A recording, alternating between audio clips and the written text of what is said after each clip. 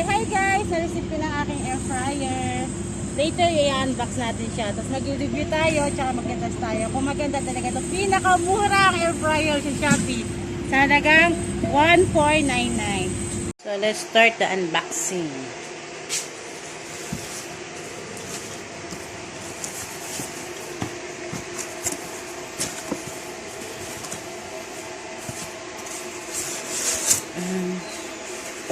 So, ito siya. Yeah.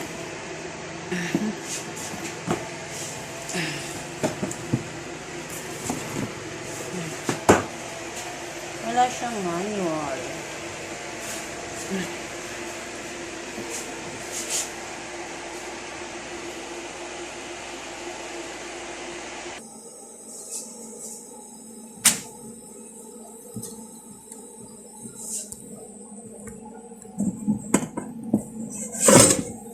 Meron siyang manual na kasama. I think malaking capacity nito eh. Manual. Ito sa button to sa paa.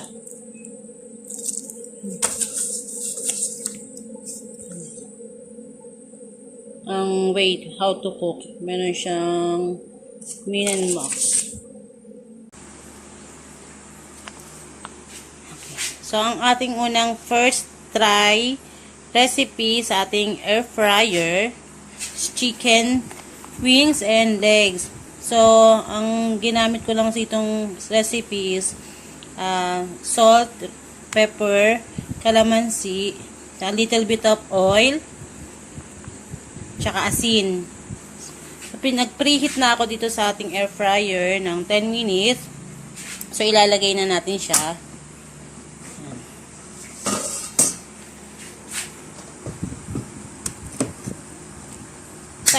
Actually, napanood ko sa ibang YouTuber, naglalagay talaga siya, nagpipreheat talaga sila. So, tatry lang natin mag-preheat din. Ang setting time na ilalagay ko dito is 25 minutes. Pero sa kanilang sa kanilang temperature guide, meron namang kasamang guide eh. Kung ilang minutes yung kailangan sa klase ng iyong lulutuin sa kanilang air fryer. So, dito, naka-indicate yung chicken, 18 to 25 minutes. Meron din silang catalog na naka-indicate yung kung anong klase. So, drumstick, yan, minimum, tsaka 100 to 500 grams, kalating kilo maximum, 16 to 30 minutes, and then ang temperature is 180. So, tatry natin siya. Set natin siya ng 180. And then, hanggang try natin siya ng maximum 25 minutes. So, try na lang natin siya. Yan. Maya, balikan natin siya later. Sa air fryer, meron siyang dalawang kulay. Isang orange, saka isang green. Indicate na gumagana siya. So, balikan na lang natin siya. Balikan natin siya after 25 minutes. Tapos na yung 25 minutes. So, let's see kung anong outcome ng ating chicken. Wow. Luto siya. Pero, dagdagan pa siguro natin ng 5 minutes. Pero, i-stir ko muna siya. Haluin ko lang.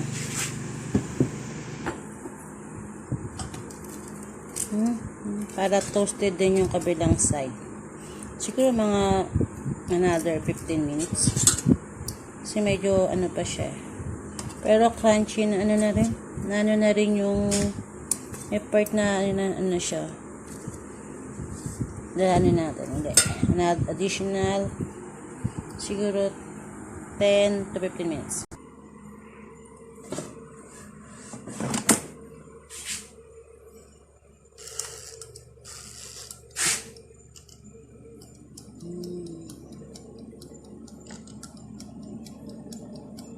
Yan. Antayin pa ulit natin siya. Medyo matagal din. Pero, tingnan natin ang result. Ayan, almost matapos na yung timer. So, anytime po pwede na natin siyang buksan. Ito yung last na salang natin sa chicken. Tingnan natin kung fully cooked na talaga siya. Yan. Tayin na natin ng ilang segundo. Okay, then, tumunog na siya. Ibig sabihin yung timer, automatic mag-off siya. So, the moment of truth. Wow. Ito siya. Ayun, nakita nyo, kung nakikita sa camera, talagang nagpo-fried siya. Okay.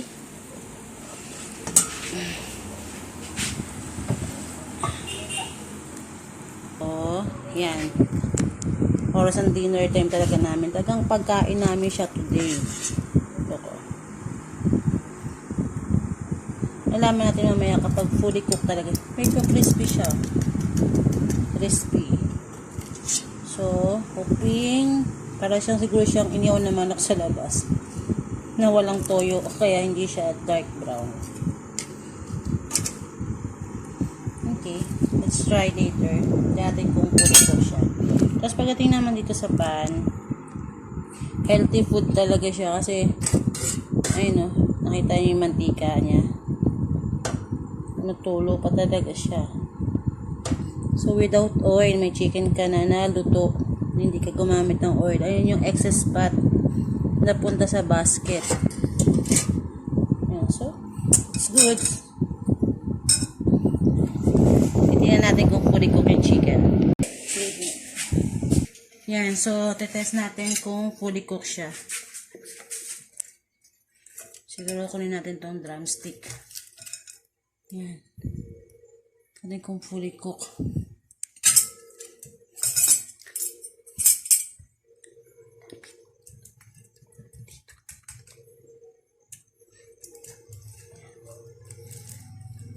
Wow. In fairness, luto siya. Tsaka, juicy.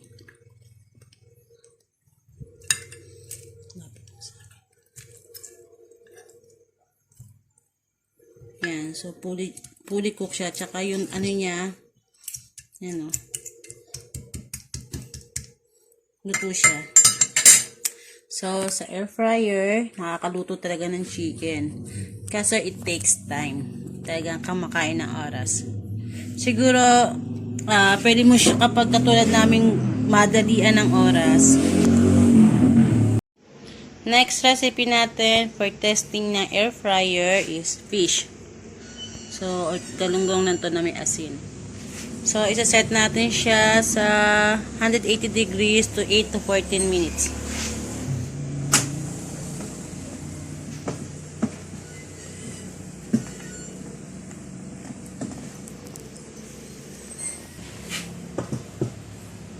Hindi ko na siya pinreheat kasi nung sa first, ano natin, sa chicken.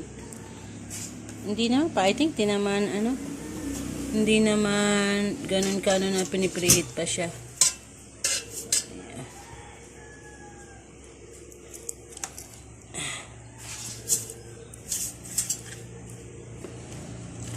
Yan to. Fresh piece. Yan. Tingnan natin yung setting time niya na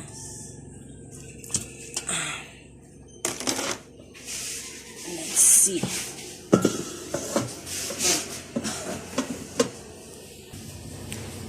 So, isa-set natin siya ng 180 degree 8 to 14 minutes.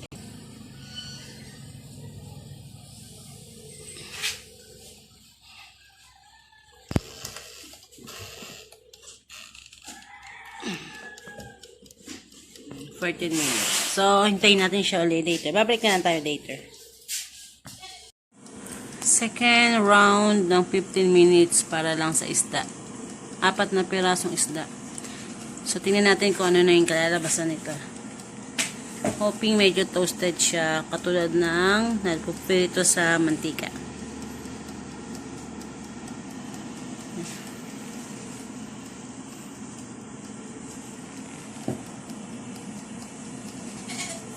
Almost finished na siya. Seconds na lang siguro to.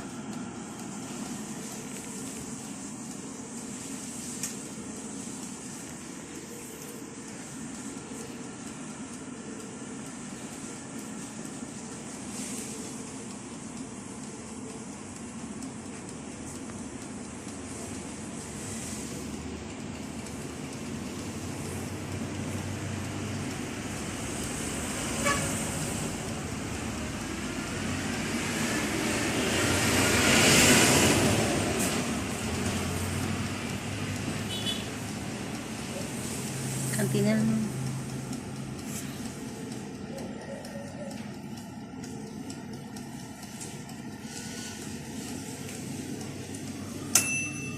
Yan, tumunog na siya. So, ibig sabihin, tapos na. Let's see. Wow. Parang pritong mantika na rin siya. Siguro na overcook siya dahil sa 15 minutes. Dapat pala kapag nag 15 minutes ka na sa una, gawin mo is at least 10. Pero sa amin, gusto namin medyo crunchy yung isda dahil para kain lahat. So, yan yung fish recipe natin. At ito yung kinalabasan sa pagluluto sa air fryer. Next, sa susunod ulit tayo. Preheat tayo ng air fryer for 5 minutes. 150 degrees Celsius para sa ating itlog. Mag-air fryer natin yung itlog. Dalawang itlog air fryer natin. Para yung isa, titest natin siya ng 15 minutes. Tapos yung isa, kapag hilaw pa rin sa 15 minutes, meron pa tayong isang reserve. So, hintayin na natin matapos ang preheat.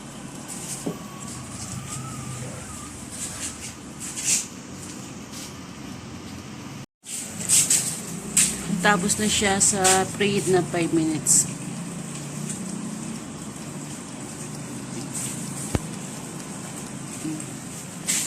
Test natin yung itlog kung maluluto talaga sa air fryer. Nakapanood kasi ako ng video na nakakaluto ng itlog para maging hard-boiled egg. Let's try it!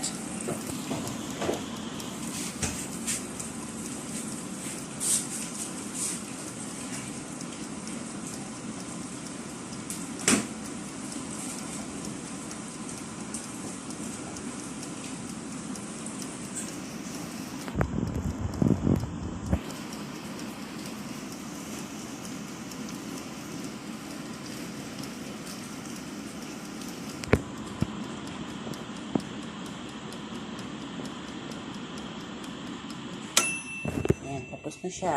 Preheat. So, ilalagay na natin yung egg. Init. Mainit.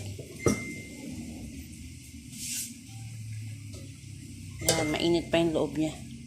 Sana hindi siya sumabog at mahirap mag-housekeeping. Maglinis.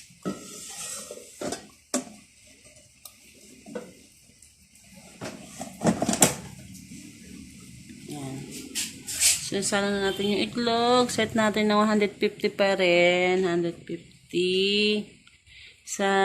Try natin siya sa 10 minutes. 12 minutes. Ayan. So, tingnan natin maluto ang ating itlog. Try muna natin yung first egg. Bibiyakin natin. And then, kapag hilaw pa siya, or talagang totally hilaw, or ano lang, medium cook, light cook, medium cook lang. Pwede na rin yun. See you later, alligator. Yan, natapos na yung set nating 12 minutes sa itlog. Tingnan natin kung anong outcome. Kung fail ba or success. Yan, natapos na. Let's see, tingnan natin kung success ang ating. Wow. Nag-crack siya. Pero parang luto. Ayan, nakita nyo. Nag-crack siya. Nag-crack. Ayan, nag-crack siya.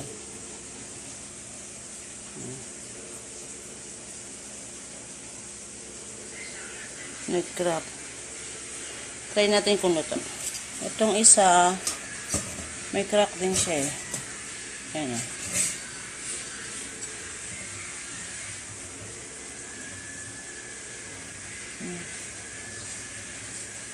May crack din siya.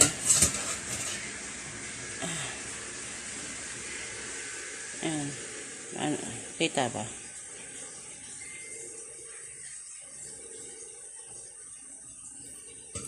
Tatry muna natin itong isa. kung luto na siya.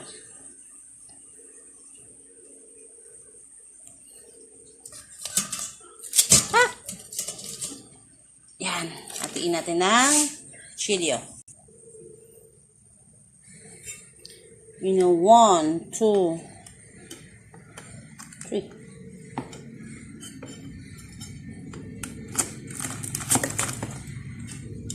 Wow, luto siya. Oh, antaray.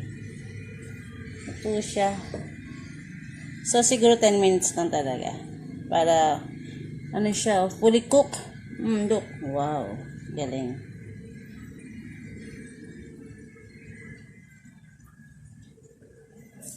Nice.